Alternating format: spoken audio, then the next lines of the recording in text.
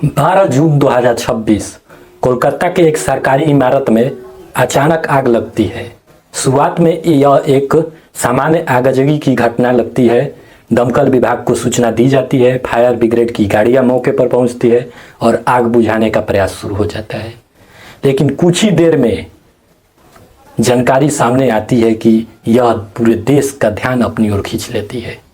पता चलता है कि इमारत में आग लगी है, वहां पर चुनावी प्रक्रिया में इस्तेमाल होने वाला ईवीएम और वीवीपैट मशीनें रखी हुई थी।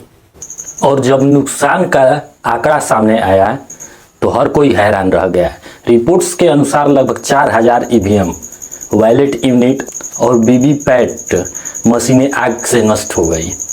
अब सवाल सिर्फ आग लगने का नहीं है, सवाल यह है कि आखिर इतनी बड़ी संख्या में एक जगह मशीनें एक स्थान पर क्यों रखी गई थी।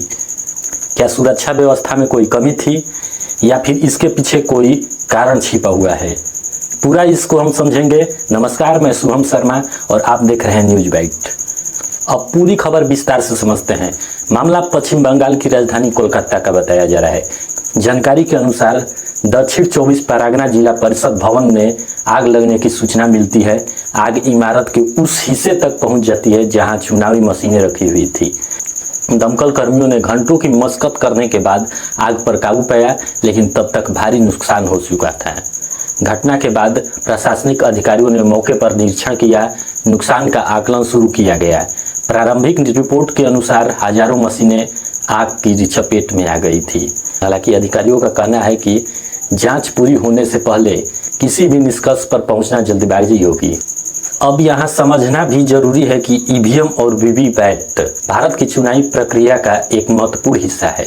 चुनाव समाप्त होने के बाद भी इन मशीनों को निर्धारित नियमों के तहत सुरक्षित स्थानों पर रखा जाता है। समय पर उनकी जांच की जाती है, रखरखाव का सत्यापन भी किया जाता है। ऐसे में हजारों मशीनों का एक साथ नष्ट होना स्वाभाविक रूप से कई सवाल पैदा करता है। घटना के बाद पुलिस ने मामला दर्ज किया और वहां आग लगने के कारण का जांच की शुरुआत की गई। फॉरेंसिक विशेषज्ञों की टीम भी मौके पर निरीक्षण कर रही है ताकि यह पता लगाया जा सके कि शॉर्ट सर्किट, तकनीकी खराबी या किसी अन्य कारण से आग लगी। कुछ अधिकारियों ने आग के फैलने के तरीके को देखते हुए विस्तृत जांच की आवश्यकता बताई है।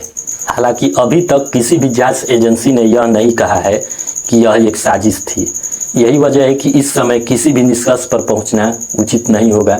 लेकिन इस घटना ने कई बड़े सवाल खड़े कर दिए हैं। क्या उस भवन में पर्याप्त अग्नि सुरक्षा व्यवस्था मौजूद थी? क्या इतनी बड़ी संख्या में मशीनों को एक स्थान पर रखना उचित था? क्या सुरक्षा प्रोटोकॉल पूरी तरह से पालन किया जा रहा था? और सबसे महत्वपूर्ण, जांच रिपोर्ट में आखिरकार क्या सामने आएगा? फिलहाल इन सभी सवालों के जवाब जांच पूरी होने के बाद ही मिल पाएंगे। लेकिन यह बात तय है कि 4000 ईवीएम मशीनें नष्ट होने की यह घटना देश भर में चर्चा का विषय बन चुका है, क्योंकि अभी जो बंगाल के चुनाव हुए वहां भाजपा के नेतृत्व में सरकार बनी और ममता बनर्जी की पार्टी को बहुत बड़ा झटका लगा। बंगाल चुनाव के बाद ही 4000 ईवीएम मशीनों का नष्ट होना देश भर में यह एक चर्चा का विषय बहुत बड़ा बन चुका है। अब सभी की नज़र जांच एजेंसियों और प्रशासनिक रिपोर्ट पर टिकी हुई है। क्या यह महज एक दुर्घटना थी? क्या किसी की बड़ी लापरवाही का परिणाम था?